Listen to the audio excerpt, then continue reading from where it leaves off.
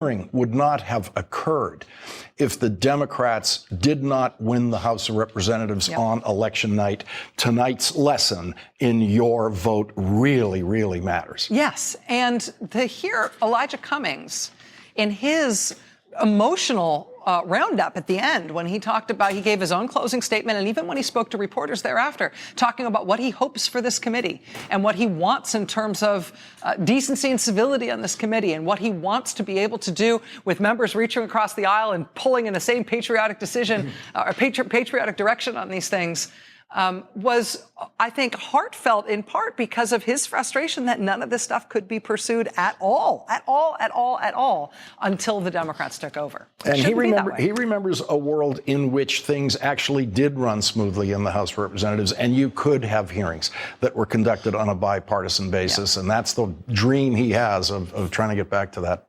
Yeah, exactly. It's so much to get through. I'm going to sit down and now watch you do it. Okay. Thank you, Rachel. Thanks, Lawrence. Well, we have everyone we need tonight to cover this historic day. We have one of the members of the committee who questioned Michael Cohen today, who revealed information we would not have known without his particular line of questioning. We have a member of the House Intelligence Committee, Eric Swalwell, who will be questioning Michael Cohen tomorrow in a closed-door session. We have former federal prosecutor Mimi Rocah, formerly of the U.S. Attorney's Office in the Southern District of New York. You heard a lot about the Southern District of New York today. The legal filings on Michael Cohen by the prosecutors of the Southern District of New York became a major component in all of the Republicans' questioning in that hearing today. We have Tim O'Brien, who wrote a book about Donald Trump and his businesses, a book that got Tim O'Brien sued by Donald Trump, a lawsuit that Tim O'Brien won. And Tim O'Brien was the very first person who said the words Alan Weisselberg to me on this program when he identified Alan Weisselberg, the chief financial officer of the Trump Organization, as a key player in the investigation of the Trump business. And we heard Michael Cohen making repeated references today to Alan Weisselberg, who may now be called before that committee. And no one can take up inside the Trump businesses. No one can talk about the inside of the Trump businesses better than Tim O'Brien. So we're very lucky to have him here tonight. And we have a first guest tonight who has played a very special role in the Michael Cohen story for me personally. You know, whenever I meet members of our audience out there in the world, walking down the street or in an airport, you always ask me what's going to happen next. And I always tell you that I don't know, because I don't know anything that I'm not telling you right here. And that has always been true throughout the Trump presidency, except for one very important conversation that I had with a friend of Michael Cohen's last summer, when I was told that the information Michael Cohen would eventually reveal about Donald Trump would be devastating, and that information could definitely be developed into articles of impeachment. That friend of Michael Cohen is also a friend of mine, and he didn't tell me any more detail than that at the time. He just gave me that guidance that somewhere down the road it would come to this. It would come to what the Democrats are now calling the smoking gun. My leadoff guest tonight knew it was going to come. He knew it long before the rest of us did. He knew that Michael Cohen was going to make the history that Michael Cohen made today. We have all the experts assembled who we need for this momentous night. But for me, I wouldn't want to do this show tonight without that one mutual friend who Michael Cohen and I have, and he will join us in a moment. The Democrats now have the smoking gun. Today, Michael Cohen wrote the first article of impeachment against President Trump in his testimony in the House of Representatives, the place where impeachment of a president begins. Democrats believe Michael Cohen gave them the smoking gun today. That's what Democratic Congressman Ro Khanna called this exhibit that Michael Cohen introduced in the historic all-day hearing in the House Committee on Oversight. This check made payable to Michael Cohen carries the now recognizable signature of Donald Trump and was signed by the president 6 months into his presidency. It marks the first time in American history that we have seen a check signed by a president for an illegal purpose. As Exhibit 5A to my testimony shows, I am providing a copy of a $35,000 check that President Trump personally signed from his personal bank account on August 1st of 2017. When he was President of the United States, pursuant to the cover-up, which was the basis of my guilty plea, to reimburse me. The crime, as described by federal prosecutors and in Michael Cohen's guilty plea testimony, took place weeks before the presidential election when Michael Cohen used his own funds to arrange a payment of $130,000 to Stormy Daniels to buy her silence. What America learned from Michael Cohen today is that that criminal scheme extended forward in time into the presidency of Donald Trump, because President Trump arranged a reimbursement schedule for Michael Cohen that included 11 checks delivered to him during the first year of the Trump presidency. Some of those checks were signed by President Trump. Some of them were signed by Donald Trump Jr. and by Alan Weisselberg, the chief financial officer of the Trump businesses. The smoking gun check, the one with Donald Trump's bold signature, will now take its place in popular culture.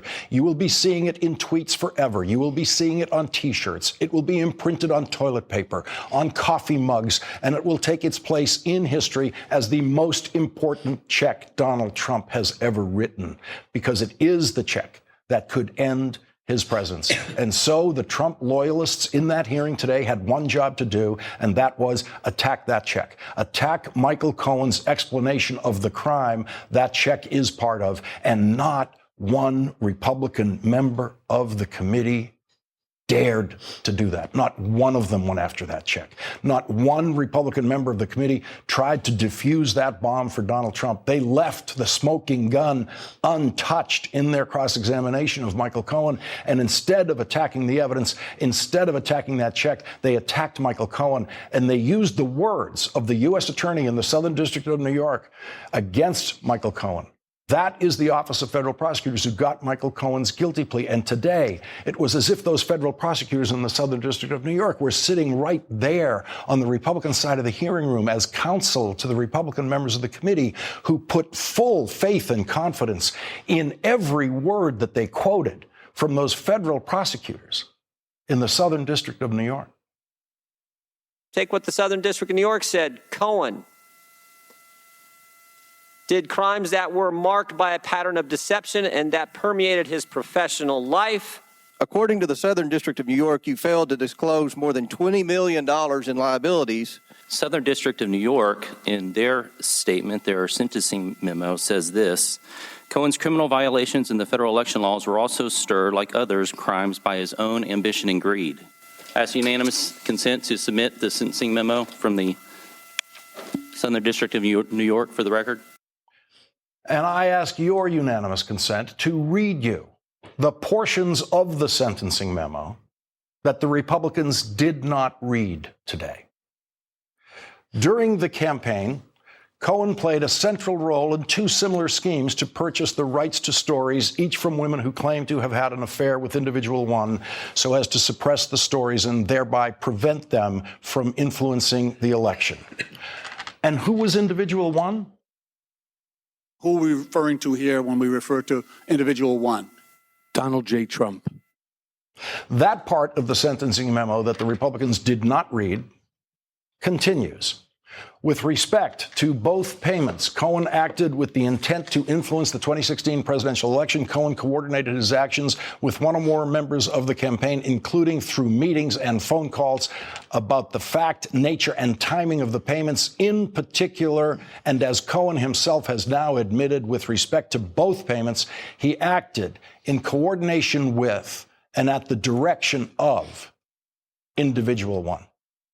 And so the federal prosecutors in New York, who the Republicans repeatedly quoted today as if they were quoting the Bible, are the very same prosecutors who in the very same memo say that the president of the United States committed crimes with Michael Cohen and that those crimes were committed at the direction of Donald Trump. Donald Trump was the boss of the criminal enterprise described by the federal prosecutors who the Republicans quoted today, but were very careful to never quote the part where those same prosecutors accused the president of the United States of having committed crimes. The Republicans on the committee told America, you cannot believe Michael Cohen now because he is a convicted criminal, and one of his crimes was lying to Congress. The guy who is going to prison in 2 months for lying to Congress. Lying to Congress. Lying to Congress. Intricate, elaborate lies. Liar, liar, pants on fire. I'll never forget the first convicted criminal who I saw testify to Congress. And he was guilty of crimes much worse than lying. He was a murderer. He was a made man in the mafia. I was a little boy in 1963 watching Joe Valachi testify to Congress about Italian organized crime in America on a black and white TV. And though we knew Joe Valachi was a criminal, a murderer, we also found him very believable. And I don't mean just the kids. The senators thought his testimony was believable and worth hearing. In testimony that I remember to this day, Joe Valachi described to the Senate and America watching on TV the initiation ritual for the criminal organization that we learned that day was called the Cosa Nostra by its made members. The ceremony was in Italian, and the new member had to take a piece of paper and burn it in his hands. And I'll never forget the way Joe Valachi said the word burned. In his New York accent, it became boined. Demonstrate just what you did. In other words, now this piece of paper, piece of paper is burning. Paper's burning. You light it. Yeah? And then in your hand you say, well, again they give you words in Italian, but I know what it meant. In other words, while you were repeating the words, you were burning the paper. Right, this is the way I burn if I expose this organization. Then he picks your finger. Who? The Godfather. He picks your finger. He picks your finger with a needle. Makes a little blood come out. In other words, that's the express, the blood relation, supposed to be like brothers. And the Senate and America believed every word. 6 years later, Mario Puzo published his mafia novel, The Godfather. And 3 years after that, there were long lines in front of movie theaters all over the country for audiences eager to see Marlon Brando playing The Godfather. And America has known since then, and probably before, that the most hardened criminals in the world lie, cheat, steal, and murder, but sometimes, some of them tell the truth. And when criminals like Joe Valachi tell the truth, their criminal friends turn on them and call them a rat, which is what Donald Trump now calls his former friend, Michael Cohen. Leading off our discussion now, Mimi Roker, former federal prosecutor and MSNBC legal contributor, Tim O'Brien, executive editor of Bloomberg Opinion on MSNBC contributor. He has reported on Donald Trump for decades and, of course, was sued by Donald Trump and won. And we are joined by MSNBC contributor and friend of Michael Cohen, Donnie Deutsch, the man who told me many, many months ago that this day was coming. And Donnie, when you told me that in that short but powerful conversation in that hallway, I thought, when the day comes, I need Donnie on the show as the first guest. Tell us what you saw in that hearing room today with your friend Michael Cohen. Well, the day hasn't come yet because this is a open. There's act. more. This is an open act. The day that you'll have me back on is when the Southern District RICOs the Trump Organization. That's the Racketeer Influenced Corrupt Organization Act, which is introduced when people sit atop a criminal organization, where basically they will go after everything this criminal organization has done, from the charities to the Trump organization, to the money laundering, to bank fraud, to wire fraud, to insurance fraud, and they will take the empire apart. They'll take buildings away. That's when I'll come back on the show, because that's the closing act. This and Mueller will be the opening act. And what you saw today, and I still think Russia is going to be a sidebar to this, is a peek inside this criminal enterprise. You saw you saw the little pieces coming into place. You saw the word insurance come up for the first time. Mm-hmm. You saw him mentioning the children in different ways. You saw, obviously, the campaign violation. But that's not where this ends. This ends where if you live in New York City, I ran a big advertising agency for years, and there are bankers, and there are lawyers, and there are real estate developers. What everybody knows about Donald Trump and this organization is the slimiest of the slime. It is just the way they do business. It is dishonest. It is unethical. It is criminal. And the Southern District will take it apart. So what Michael Cohen did today that I knew was coming, I knew a lot of things that Michael knew, but I also know a lot of things about the way the Trumps do business. This is the opening act. Mimi Rocha, your old shop, the Southern District of New York, kept coming up in every Republican question, but they left out. They left out the part where those same prosecutors said Donald Trump directed these crimes. Exactly. I mean, you hit the nail on the head. What they wanted to do is paint Cohen as a liar, which isn't really surprising, since the first thing Cohen did was admitted he's a liar. He's lied on behalf of Trump. And that's the part that they wanted to just, ignore, right? Because if you believe Cohen's testimony today, it's very, very damaging for Trump. And so that's why instead of, as you said, going after the facts and trying to counter some of the actual assertions he made about what Trump did, like direct him, in essence, to lie, although he was careful not to overstate it, help concoct this scheme of silencing women and then reimbursing through this essentially a fraud scheme. If you believe all of that, that's very damaging for Trump. And so the only thing they can do is to attack him as opposed to going after the facts. Because to leave it unattacked, to leave his credibility intact is just devastating for Trump. And Tim, Alan Weisselberg came up. He suddenly started to become a featured player in the hearing because people kept saying, well, who else can we go to for more information about whether it would be insurance fraud possibilities or other issues? And that name, Alan Weisselberg, kept coming up. And we now are hearing from the committee that he may be one of the next witnesses that they call. Right, along with Matthew Calamari and Rona Graff, all of these names that people didn't know before, but who've been sitting in the Trump organization for decades. Trump chews through people pretty quickly, but there's this core group of people who've been with him for a long time. They're not terribly sophisticated, but they buy into the cult of personality around Trump. They don't argue with him, and they do what they're told. Alan Weisselberg specifically joined the Trump organization at the same time Donald did in the 1970s. He was Fred Trump's accountant. He's handled Donald Trump's personal income tax returns. He signs off on every major deal the Trump organization does. Michael Cohen's only been there since 2006. He's got a window onto some things, but Trump used him as sort of a pit bull. Alan Weisselberg has deep institutional knowledge. So to what Donnie was saying about, when the Southern District decides to pounce and start to take apart some of the pieces of what Trump's doing, particularly, I think, around issues like money laundering. Correct. Alan Weisselberg is going to be a cog in the middle of that because he authentically knows where all the bodies are buried. And you're not going to have to go through Enron. And Tim will know this. If you've been up to the Trump organization, it's a dusty office with a bunch of, here's Donald, here's the three kids, here's the CFO. Stuck in the 1980s. You go back to Valachi, and if you went to one of those, little, coffee bars. Right. So you don't have to pick through a lot of layers. It is a mom and pop licensing company. So it is, and it was run that way. And as you see Donald Trump see the way he conducts himself as president, just in front of everybody beyond the law. Imagine as a private citizen when nobody's watching. Imagine in the real estate business, which is a pretty slimy business, even if you're a straight shooter to begin with. Imagine the antics that he was up to. Well, we're not going to have to imagine. So I thank you for those nice things you said, but I want to extend a future invitation to myself when the permanent invitation. Okay.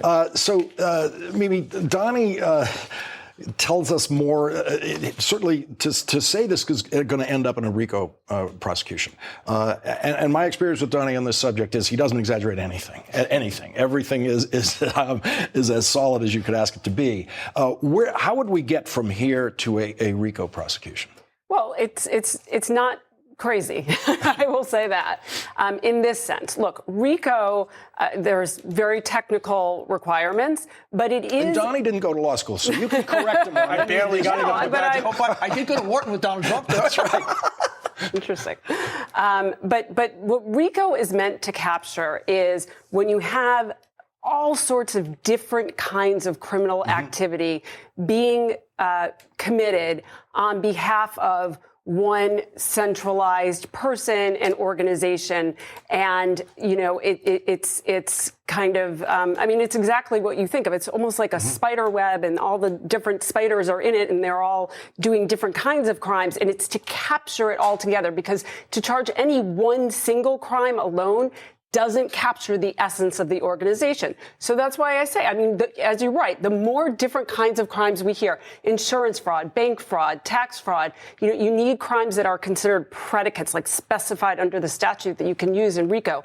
But I do see, the idea that if the Trump organization is being used as a vehicle to commit many different crimes of state and federal crimes, it can capture state crimes and become federal under RICO as well.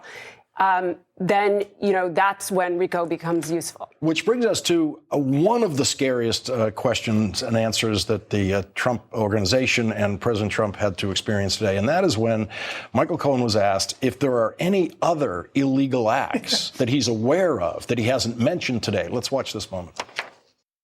Is there any other wrongdoing or illegal act that you are aware of regarding Donald Trump that we haven't yet discussed today? Yes, and again, those are part of the investigation that's currently being looked at by the Southern District of New York.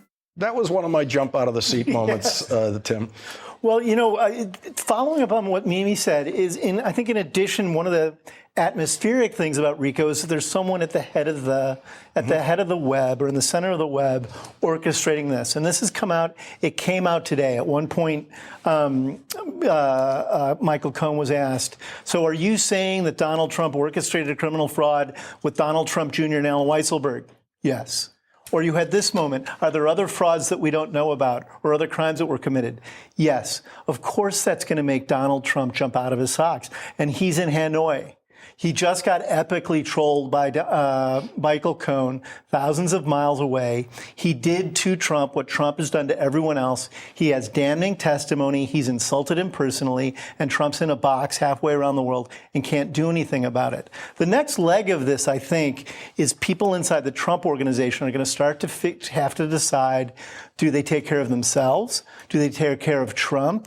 Or do they try to find a middle ground? I don't think they're going to ultimately be able to have a middle ground. Mimi, how does that work?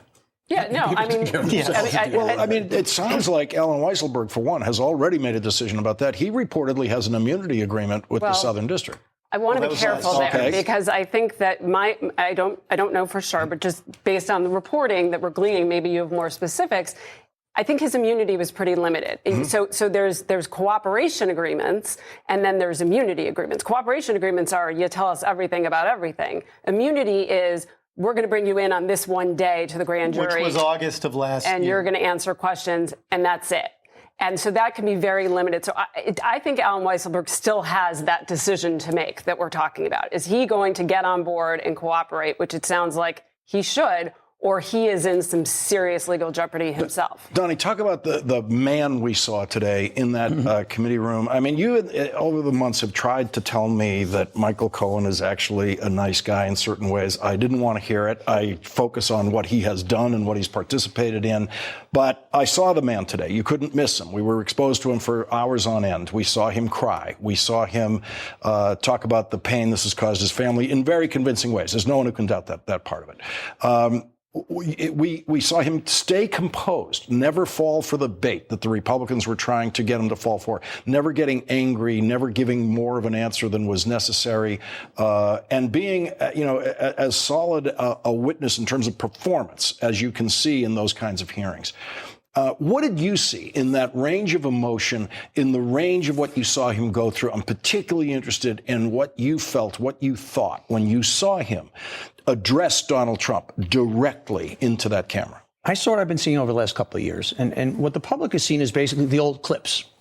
And, that's all I know. And look, Michael Cohen was Trump's kind of thuggy lawyer and did dishonest things. And his explanation, which is the real explanation, if you know Michael personally, if you know Donald personally, he was in the glow. He went from being a taxi cab attorney to Trump's attorney and, on his lapel pin, and that's intoxicating. And he's described it as a cult. That doesn't excuse, but it explains a lot of his behavior. What I saw a guy over the last couple of years is a guy who knows he did wrong things and says, wait a second.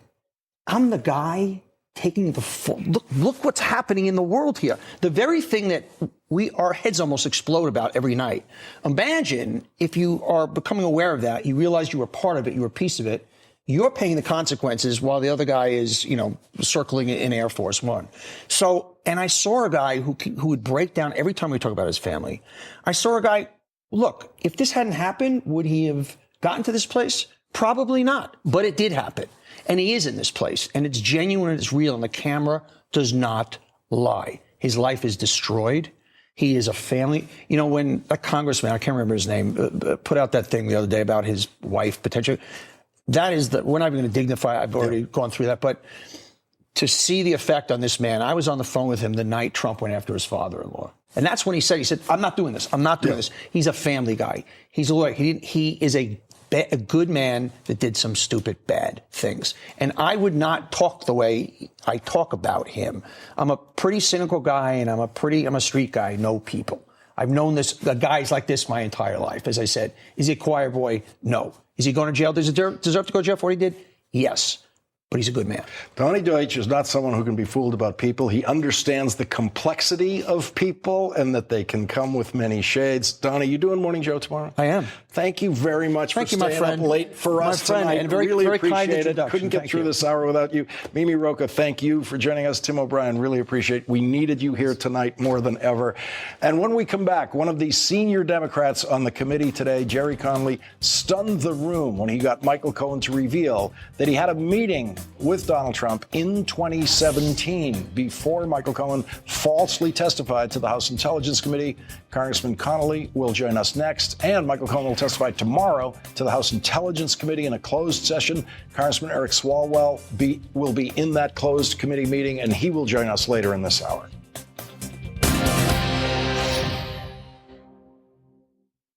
In today's hearing, Virginia Congressman Jerry Connolly led Michael Cohen through questioning that revealed that Michael Cohen had a meeting in the White House with President Trump and the president's private lawyer, Jay Sekulow, before Michael Cohen provided a false statement to the House Intelligence Committee in 2017.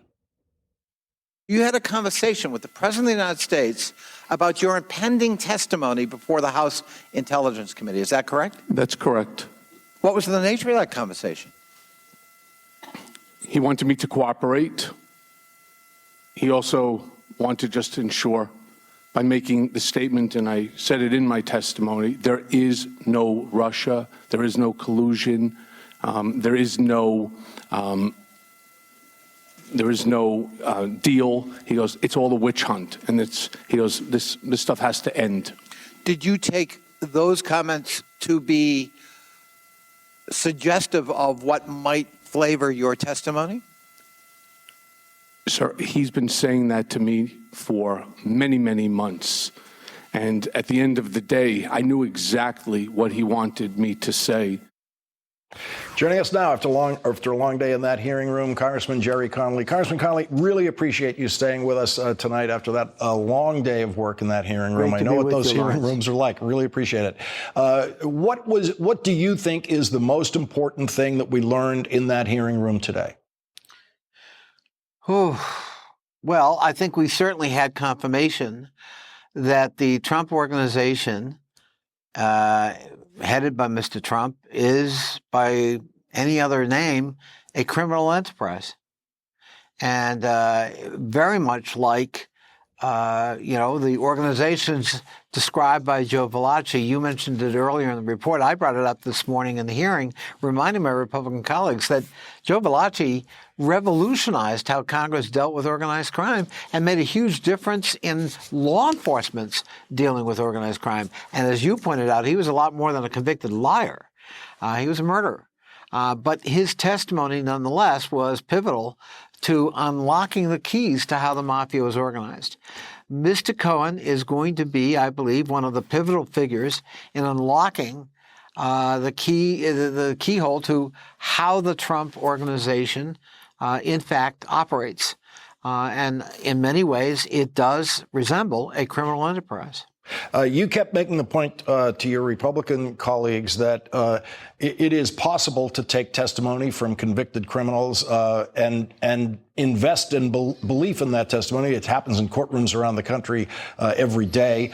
Criminals turn on each other, testify against each other. But one of the most important things that is an element of those kinds of cases is any evidence that exists beyond the word of the criminal. And there was Michael Cohen showing you, submitting to you that check with the president's signature on it 6 months into the Trump presidency, presumably signed somewhere in the White House, possibly the Oval Office. You don't have to take Michael Cohen's word for that check. That check is real. That's right, Lawrence. And if we really just go back a little bit in time, let's remember how this began. President denies any knowledge whatsoever of an affair with the two women described, let alone hush money payments to them to keep silent. And then we evolved to Giuliani, his media attorney, saying, well, so what? If he, in fact, paid them, that's a private matter. And so what if he reimbursed his personal attorney, having denied everything up to that point?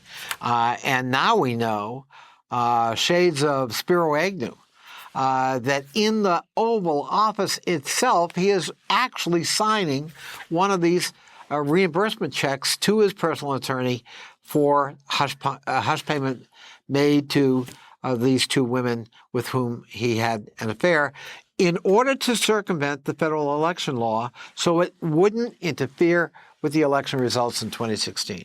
That's against the law. Let's listen to what your chairman, Chairman Cummings, said today when he was asked after the hearing if he thought that he heard evidence that President Trump committed a crime. Based on what you heard, do you believe that the president committed a crime while in office?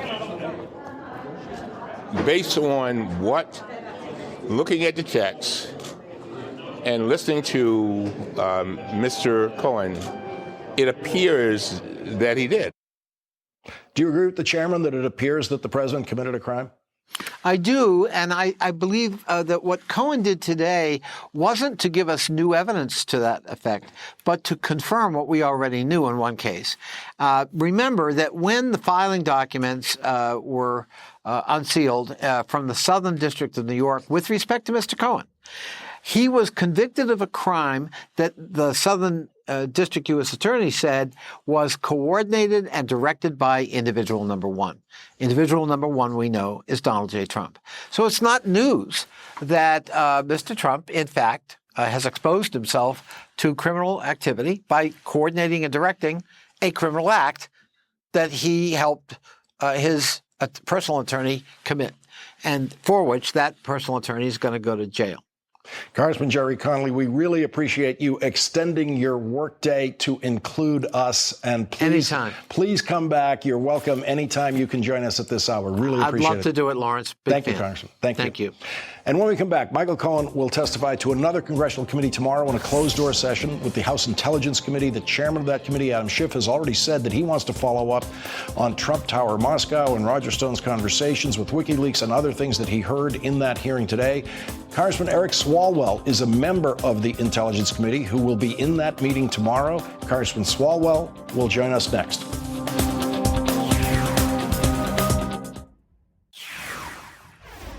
Today, Michael Cohen connected Julian Assange, Roger Stone, and Donald Trump. A lot of people have asked me about whether Mr. Trump knew about the release of the hacked documents, the Democratic National Committee emails, ahead of time. And the answer is yes. As I earlier stated, Mr. Trump knew from Roger Stone in advance about the WikiLeaks drop of emails. In July of 2016, days before the Democratic convention, I was in Mr. Trump's office when his secretary announced that Roger Stone was on the phone. Mr. Trump put Mr. Stone on the speakerphone. Mr. Stone told Mr. Trump that he had just gotten off the phone with Julian Assange, and that Mr. Assange told Mr. Stone that within a couple of days, there would be a massive dump of emails that would damage Hillary Clinton's campaign. Mr. Trump responded by stating to the effect, "Wouldn't that be great?" That will be a point of extreme interest in the House Intelligence Committee tomorrow when they interview Michael Cohen in a closed session. And joining us now, one of the members of that committee, Congressman Eric Swalwell, Democrat from California. Congressman Swalwell, I know that in your hearing tomorrow, some of what gets said in that closed session could be public. It's just that there's enough that will be said that couldn't be public, that it needs to be closed. Of what you can share with us, did you hear things in today's hearing, in today's public hearing, that you expect to be expanded on in tomorrow's closed hearing? Good evening, Lawrence. Yes, we did, particularly around three areas. One, that Donald Trump had knowledge of WikiLeaks. He was previewed what they would later release.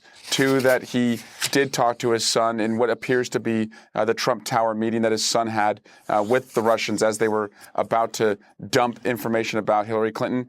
And third, that he would routinely ask what's going on with Russia as it related to the Trump Tower project. But it's just so disturbing to imagine a candidate for president of the United States of America from any party, to imagine that that individual would be told that a U.S. adversary who's working against our interests every day is helping his campaign, or that any adversary would be helping his campaign, and that he doesn't say stop it. He doesn't say don't do it. He doesn't say that's not what we do, go to the police. Instead, he says, wouldn't that be great? And so that's what we'll probe further. But of course, we'll get into the Mueller investigation as well. I want to listen to two things that were said today about related to the Trump Tower meeting. One is a question by Congresswoman Wasserman Schultz about the way the Trump family shares information. Let's listen to that.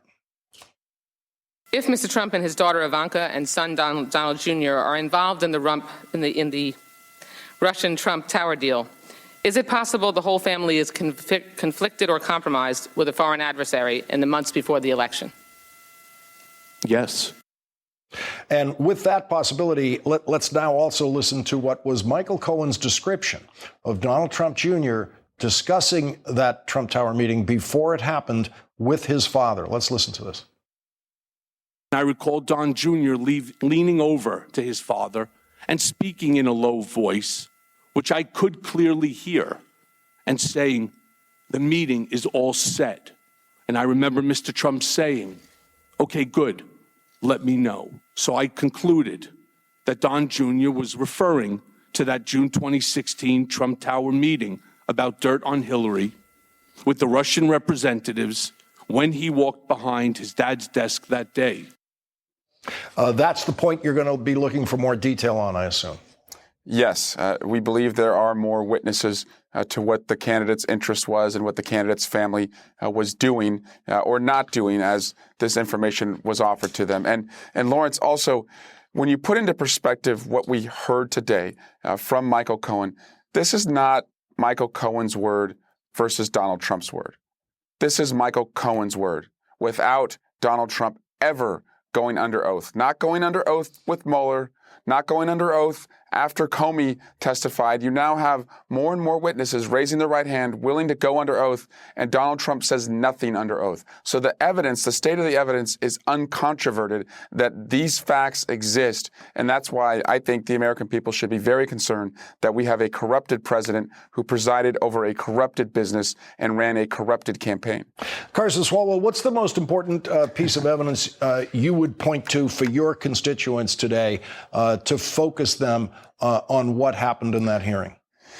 Lawrence, to me, the most important piece of evidence was the president's knowledge of the Trump Tower in Moscow, the Trump Tower in New York meeting with the Russians, and the WikiLeaks work on his behalf. He, throughout the campaign, invited the Russians to keep hacking, previewed future dirt coming out on Hillary Clinton. We always believed in our House Intelligence Committee investigation that he knew this was going on, but he denied it all the way up to right now as we sit here today. And so the president has lied to us. And now it's time for those chickens to come home to roost, and for he and anyone on his campaign who worked with the Russians or knew what the Russians did to finally be held accountable. Congressman Eric Swalwell, we really appreciate your availability to us tonight and generally on this program, and please come back. We really appreciate having you. Thank you, Lawrence. Thank you. And when we come back, Congresswoman Alexandria Ocasio-Cortez steered Michael Cohen into territory where no one else went today in a line of questioning that could lead to many more problems for Donald Trump and the Trump family business.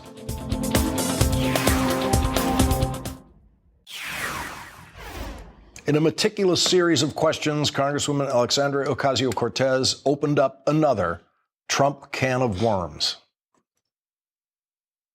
I want to ask a little bit about your conversation with my colleague from Missouri about asset inflation. To your knowledge, did the president ever provide inflated assets to an insurance company? Yes. Who else knows that the president did this? Alan Weisselberg, Ron Lieberman, and Matthew Calamari. And where would the committee find more information on this? Do you think we need to review his financial statements and his tax returns in order to compare them? Yes, and you'd find it at the Trump org. After a break, our legal team of Rocha and Sugarman will get the last word on the legal risks to the president and his family that were exposed in today's hearing. Mr. Trump would often say this campaign was going to be the greatest infomercial in political history. He never expected to win the primary. He never expected to win the general election. The campaign, for him, was always a marketing opportunity. The infomercial has morphed into an investigation of the president, his family, and his businesses. Joining us now is Jed Sugarman, a professor of law at Fordham University, who has closely followed these investigations of Donald Trump. Mimi Rocha is back with us. And Jed, I want to go to the point raised by Congresswoman Alexandria Ocasio-Cortez. She's talking about asset inflation. Has Donald Trump ever engaged in asset inflation, to which she got a very quick yes from Michael Cohen. And it seems to be a matter of asset inflation for insurance purposes, which then could lead to insurance fraud. And are there other worms in that can? Right. So let's say a couple things. First, the insurance fraud is implicated here directly, but that's both federal and state insurance fraud. And the key thing is always looking where there's a state criminal liability, because that deals with which other prosecutors might get involved. New York State prosecutors, and that prevents the pardon problem. But that also implicates state tax fraud. And so all of these actors could be implicated. And the bigger picture, there could be indictments of the Trump Organization, additional indictments of Trump Foundation because it's implicated, and potentially the dissolution under New York State law. The New York State Attorney General can bring about an action under quo warranto to dissolve the Trump Organization in New York State. And Mimi, Congressman Alexandria Ocasio-Cortez was the third last member to speak. She's one of the three junior members who are at the very end of the panel. And in my experience in congressional hearings, you don't learn anything at that point in the hearing. They don't leave anything good for the junior members. It's all been eaten up and used by the time you get down there. And yet, there it was. There was all this new territory for Ocasio-Cortez to cover. Were you, as a former prosecutor, just sitting there throughout the hearing taking notes on, oh, there's a new possibility, there's a new possibility? I was. I have my list of leads. And I mean, it's interesting because she approached her questioning like a real investigator. Yeah. You know, let me ask questions where I can find out who should I talk to next, what document should I get. I think probably the Southern District and the New York State law enforcement are already down those paths, so they're going to have to make sure they deconflict. But that was smart, and that is where they should go next. And look, we talked about this earlier in the show, but Alan Weisselberg is obviously someone who, you know, needs to be questioned in some form. It's going to be tricky because he's going to need some kind of immunity, or he's going to get charged by someone. I mean, there's sort of two paths here for him, but he is the next central figure here, I think, to talk. And of course, the documents at the end of the day are really what's going to tell the case, right? Because whether you have a Cohen or a Weisselberg, they're going to walk through the documents. They're going to be the narrators. To go back to the big picture of this, Jen, you haven't had a shot at this. What do you think was the most important evidence in the hearing today? Well, first of all, I think that there was more evidence about suborning perjury or false statement, right? I think there was a big question out of last night about the allegations that what was Trump doing. And it was, I think, a shortcoming of the prepared statement. It was really vague. I was concerned coming in, what evidence did Cohen have that Trump was directly involved? Not during the election. That wasn't significant. That wasn't sufficient enough. I think he laid out more clearly how Trump was directly involved with, not explicitly, suborning perjury or false statement doesn't require flashcards saying, go perjure. But the signals were clear enough, and I think he laid that out. I thought that was significant. And I also think the campaign finance felonies. It is beyond a doubt now that there's probable cause that Trump engaged in an intentional campaign finance felony. And now that raises some questions about Southern District of New York.